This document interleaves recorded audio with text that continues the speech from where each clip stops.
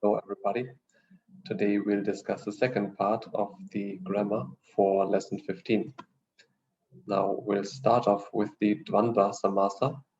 The Dvandva Samasa can be translated Samasa compound, and Dvandva is a couple or a pair, hence like a pair compound or a copulative compound, meaning it combines two or more members. So two or more nouns forming a list can be made into a compound instead of being connected by the particle cha.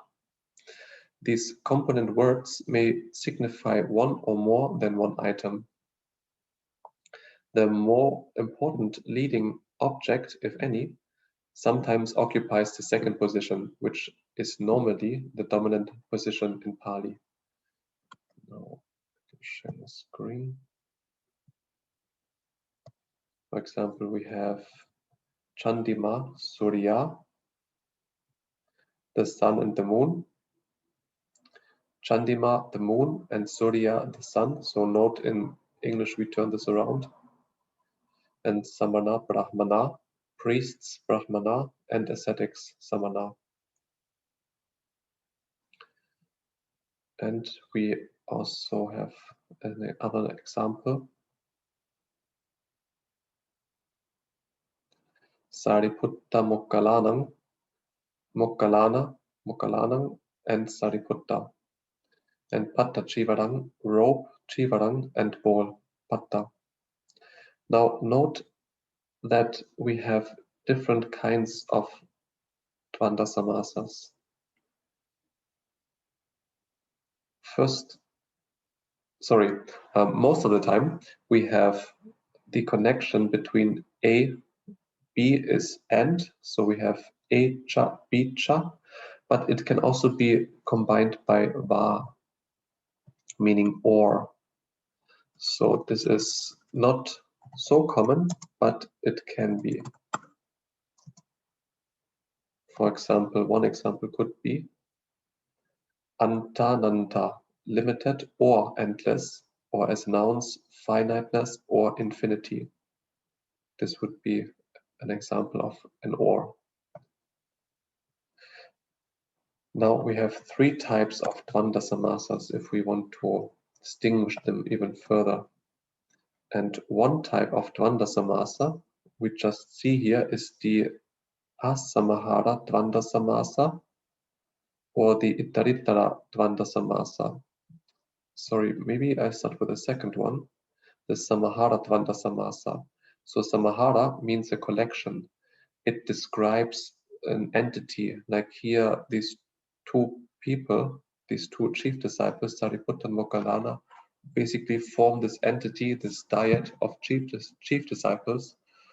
Therefore, grammatically, they are always in the neuter singular.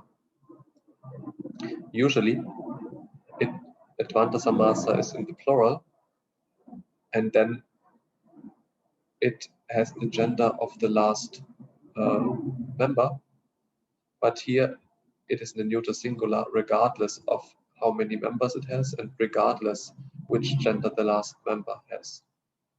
So this is the Samahara Dvandva, this collective or this collection or this collective pair compound. And then the opposite would be the second type, the Asamahara Dvandva. So the Ittarittara Dvandva, so which just puts these things together, these members together, and they are plural, and they have the gender which the last member has. In both cases here, masculine plural. And then the third kind, this is the Vikappa Samahara Dvandva Samasa, which is sort of a hybrid form, meaning it can be both. In some cases, it is Samahara Dvandva, and in other cases, it will be an Asamahara Dvandva. As an example, we have Kusala Kusalang or Kusala Kusalani, which is Kusalancha, Akusalancha, wholesome and unwholesome. So as a Samahara Dvandva, neuter singular, it's Kusala Kusalang, and as a Asamahara Dvandva, kusala, kusalani, and since it can be both, it's considered to be a vikappa samahara dvanda samasa. All right. Regarding the second point, these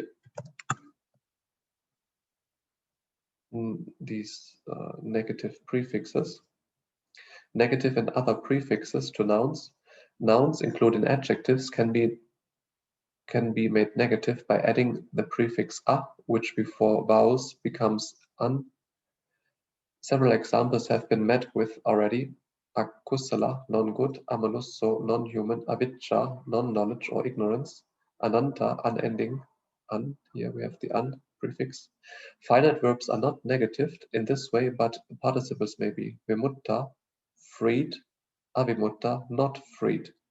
Anuppana, not arisen. Adinna, for example, adinna dana, not given.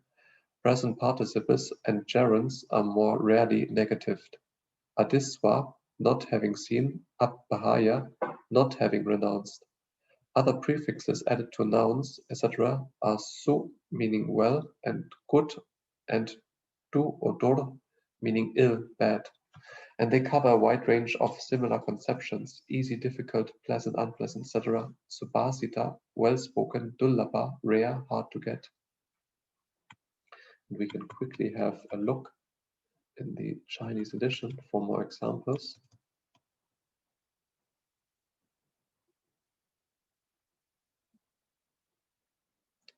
Subhasita, well-spoken, suvichana, easily understood, sukati, a good fortune or like a happy fortune, as opposed to dukkati, a realm of miserable existence, like these apaya lokas, these states of woe, like animal, hungry ghosts, demons, as well as the hell realm.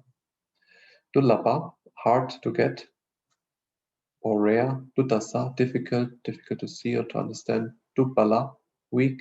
Duppanya, foolish or fool.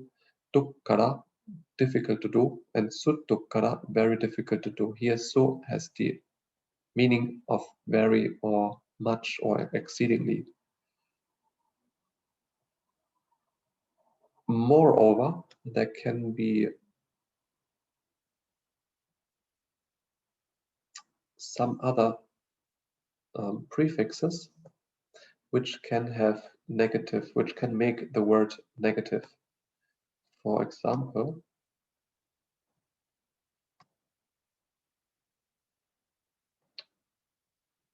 sorry, this is a bit too big.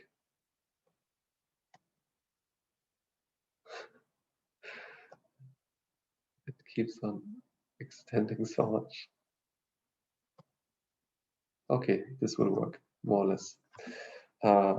This nis or nirakkala, so akkala is the obstruction, and nirakkala, unobstructed. Asa is the desire or the wish, nirasa, desireless. Akula, the confusion, nirakula, unconfused. So with this ni or nir, this would be another example of making the word negative, as well as we have sometimes vi, for example, in viraga, raga, passion, viraga, this passion. It can make it also negative at times. And just as a comparison to English language, we have a whole plethora of prefixes which can make the word negative. For example, we have a, or I'm sorry, an a, like atheism, non-reactive, in or im, so incorrect. Im would be, for example, impotent. Dishonest, unaware, privative or reversal. So privative meaning a thing which is not there. For example, D as in devalued, so there's no value in it. Less as in absence, senseless or desireless. Sorry, like reverse is devalued. Then pejorative, meaning something is wrong. Mal or miss. So malpractice, malfunction, malnourished, misspelled, and oppositional, anti-freeze, anti-corruption, and so on. Counteracted, counterintuitive. Okay, these are the examples which English has. So it has a whole range of prefixes and even suffixes, making things negative.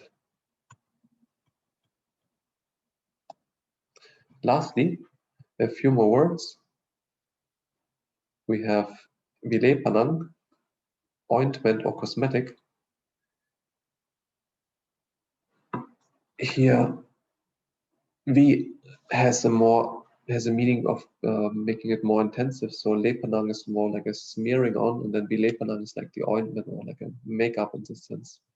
Sucharitang, good conduct, as opposed to ducharitang, bad conduct. Note here the double cha because we have dur as a prefix, and then by regressive assimilation it becomes a double cha. Sorry, where am I? Suttang, the thread, of course, suttang can also mean discourse, but here it is as understood as a thread. I think the etymology is that the suttas, the discourses, were written on palm leaves and then they were combined, for example, by a thread, making it a whole book. Kanka, doubt, as for example in the Visuddhimagga, Kanka Vittarana Visuddhi, the fourth stage of the 7 stages of purification. Seya, bad, so the purification by overcoming of doubt. Ekacha, a pronoun someone, and in declinables eva, and enclitic, meaning it cannot stand at the beginning of a sentence, or sometimes va or yeva, meaning only, alone, just or surely. Kippang, quickly. Tata, thus or true. No, not, as an emphatic form of na, and yadi being a synonym of sache or che, whether or if. All right.